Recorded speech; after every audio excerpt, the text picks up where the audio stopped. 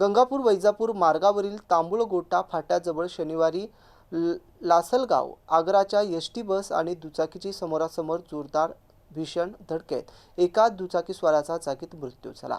अपघात इतका भीषण होता की दुचाकीचा अक्षरशः सुराडा झाला।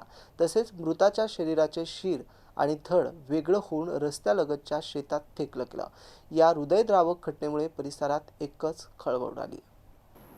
मिळालेल्या माहितीनुसार भांड्या उर्फ भांडेकर डाबर चव्हाण हे आईला भेटण्यासाठी मारोळा येथे आले होते। आईची भेट घेऊन ते शिर्डीकडे परत जात असताना गंगापूर वैजापूर मार्गावरील तांबुळगोटा फाट्याजवळ समोरून येणाऱ्या लासलगाव आगाराच्या एसटी बस आणि दुचाकीची समोरासमोर जोरदार धडक झाली।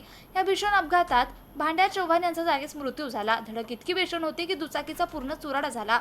अपघातानंतर काही काळ मृताची ओळख पटू शकली नव्हती, मात्र दुचाकीच्या चेसिस क्रमांकाच्या आधारे रात्री उशिरा त्याची ओळख पटली। घटनेची माहिती मिळताच गंगापूर पोलीस घटनास्थळी दाखल झाले। मृतदेह शवविच्छेदनासाठी गंगापूर उपजिल्हा रुग्णालयात पाठवण्यात आला। शवविच्छेदनानंतर मृतदेह नातेवाईकांच्या ताब्यात देण्यात आला। मृताच्या पश्चात आई, 2 बहिणी, पत्नी आणि मुले असा परिवार असून या दुर्दैवी घटनेमुळे कुटुंबावर दुःखाचा डोंगर कोसळलाय। या प्रकरणाची नोंद गंगापूर पोलीस ठाण्यात करण्यात आली असून पुढील तपास police head constable Amit Patil करतायत। Ibrahim Shaikh, MCN news, Gangapur.